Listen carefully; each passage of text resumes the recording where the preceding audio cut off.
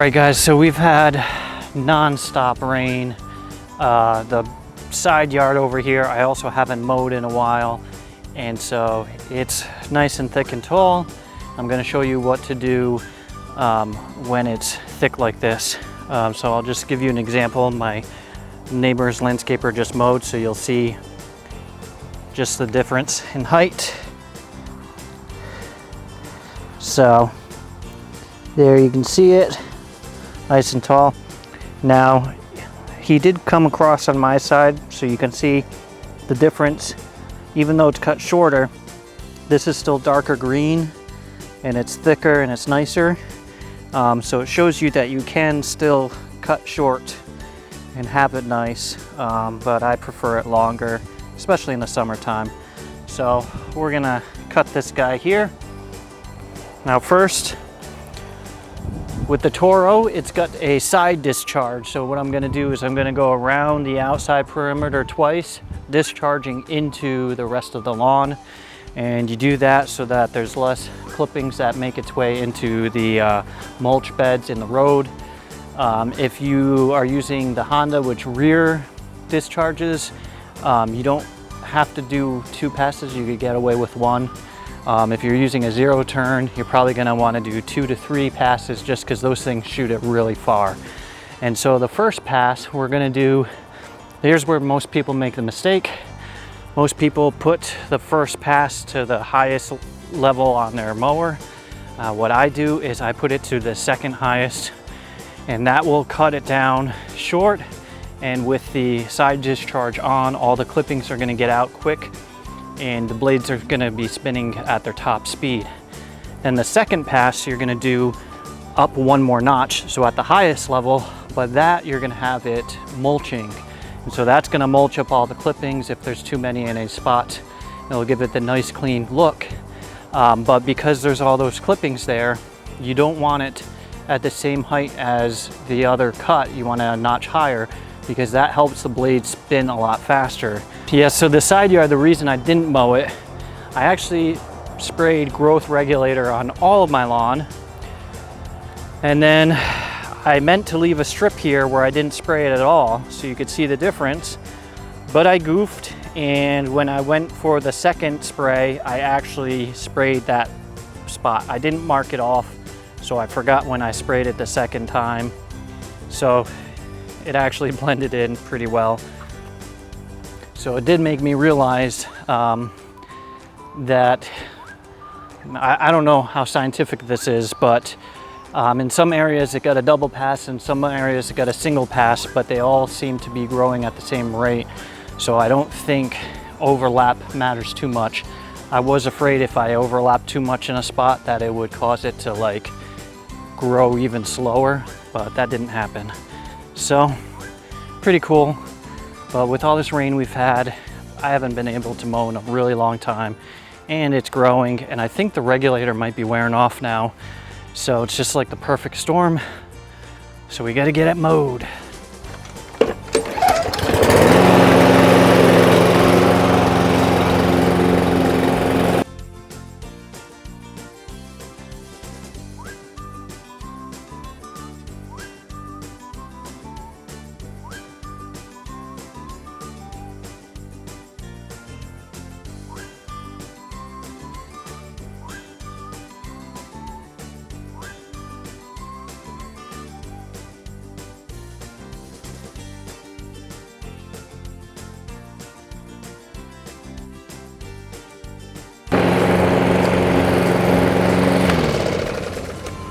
All right, so something I'm noticing,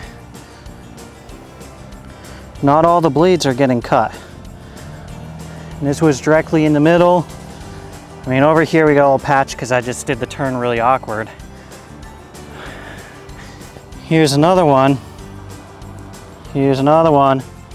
This never happened with my Toro, I mean with my Honda.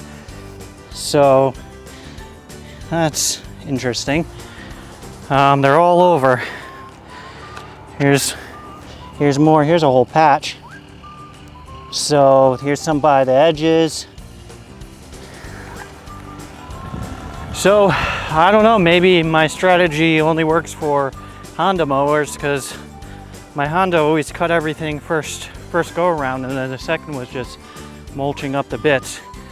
I'm going to do my normal trick and see if it's noticeable after I go a second pass but a notch higher, and see what happens. But that's a little disappointing.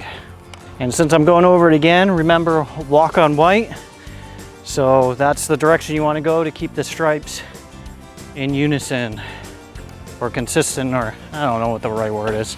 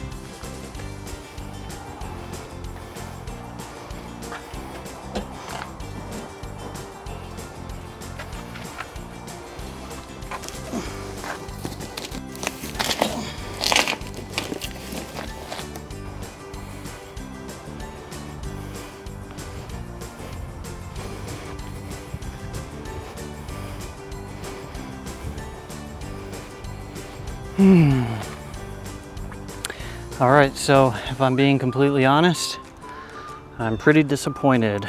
Well,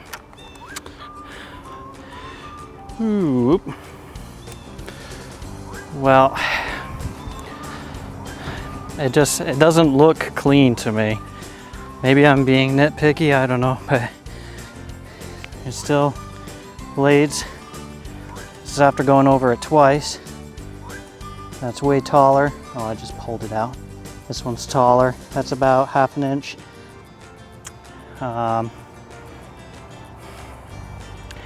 Doesn't feel like it mulched it very well either. You can see clippings everywhere. Here's some more long blades. Look at this. This isn't mulched. That's, oh, drop down. That's what, 4 inches? 3 inches? That's not mulch. So there's clippings all around. Oh, look at this guy. Woo! That wasn't cut. So, not sure what to say here. Before everybody likes me to compare and all that. The stripes are looking great, but it's just when you're looking in person, you can really tell the unevenness. Like all these blades right here, completely uneven. So what I'm gonna do, I'm going to let this side grow out again, and then I'll do a comparison with the Honda and the Toro, and we'll see if it's just because of the height of the grass or if it's the mower itself. But this is the first time I've been disappointed. So, because I really do like how quiet it is. It's so much quieter. It's a lot easier to use. But what's the point if the cut quality is going to be like that? If you like my videos, you'll love my website, grassdaddy.net. The Lawn Care Planner tool will download the local weather reports every morning and build a lawn care plan catered to your area. The Lawn Care Journal allows you to keep track of what you put down, when you put it down, so there's no more guessing or over or under applying any products. We also have a Lawn of the Week contest. Every week a winner gets a Grass Daddy t-shirt. And last but not least, there are application calculators and articles to help you identify and tackle problems in the lawn. So check it out, it's completely free. It's grassdaddy.net.